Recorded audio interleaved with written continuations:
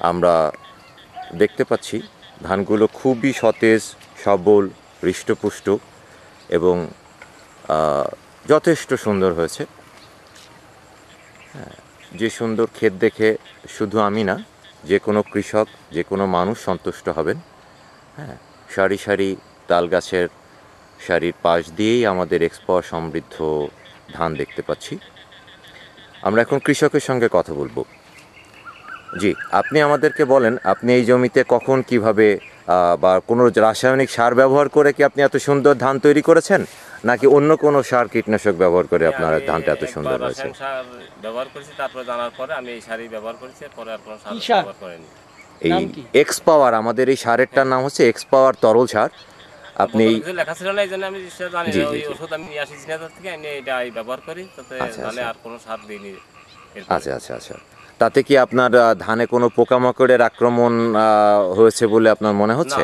আজ পর্যন্ত পোকামাকড়ের কোনো আক্রমণ হয়নি এবং আপনার ধানও যথেষ্ট সুস্থ সবল। আপনি একটা ঝাড় একটু আমাদেরকে গুনে দেখাবেন, আপনার এক একটা ঝাড়ে কয়টা করে গাছ হয়েছে?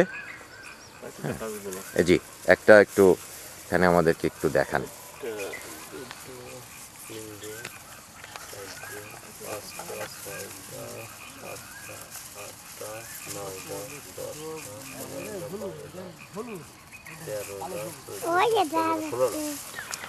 ষোলোটা থেকে 20টা করে আপনার এক একটা গাছে গড়ে পড়তায় ঝাড়ে। হ্যাঁ জি, 20টা পর্যন্ত আছে, যা মোটামুটি। এখন আপনি কি এই সার ব্যবহার করে সন্তুষ্ট? আগামী দিনগুলোতে কৃষক যদি এই 5-6 হাজার টাকা খরচ করে রাসায়নিক সার ব্যবহার না করে এক্স পাওয়ার তরল জৈব সার, যেটা মাটি, ফসল এবং মানুষ সবার জন্যই ভালো, এমন একটা সার যদি বাজারে আসে যেটার খরচ 1 বিঘা জমিতে মাত্র 1000 টাকা, আপনার কি মনে হয় যে এটা কৃষকের জন্য কতটা লাভবান হবে বা কৃষক ব্যাপারটাকে কিভাবে নিবে? আপনি একজন ব্যবহারকারী হিসেবে আপনার মন্তব্য বলেন। লোকের কাছে বলেছি, তা বলে তুমি করিস, এবার দেখো, তারপর আমি গুলো 5-5 কাটা করে সবাই এবার যদি করিস আমি ওষুধ নিয়ে দেবো জিনিস থেকে, এনে সবাই চাষ করে দেখে কি হয়।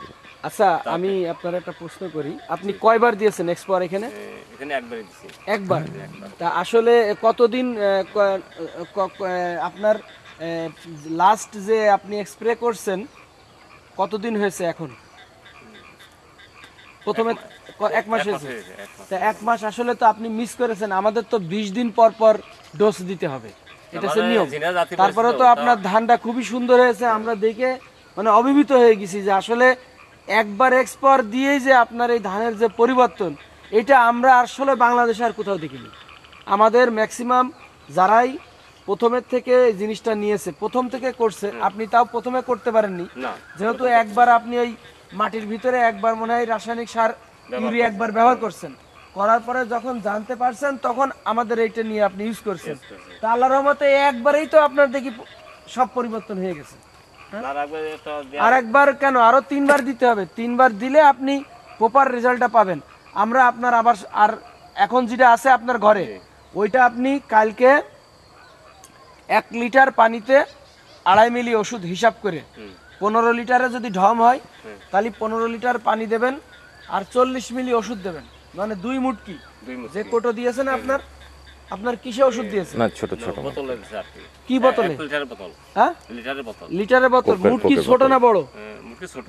আচ্ছা, মুটকি যদি ছোট হয় তাহলে ওটা 5 মিলি, তাহলে ওটা 5-8 40, 8 মুটকি দেবেন।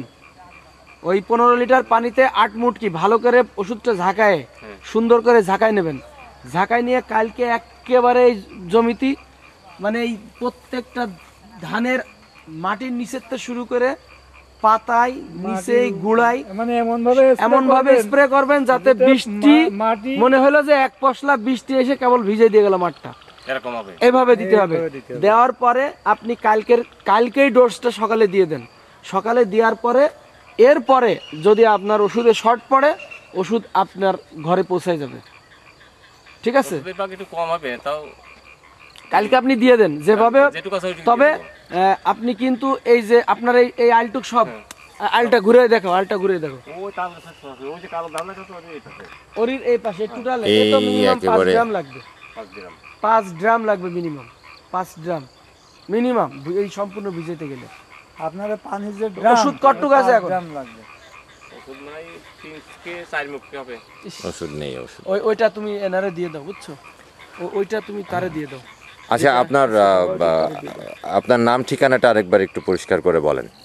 আমার নাম গোলাম সরোয়ার, পিতার নাম সিরাজুল ইসলাম মোল্লা, গ্রাম গজদরবা, থানা শালিকা, জেলা মাগুরা। একবার ব্যবহারকারী আপনার মোবাইল নাম্বারটা একটু বলেন। Mobile number 01937191564। জি, আপনাকে একবার অনেক ব্যবহার ধন্যবাদ।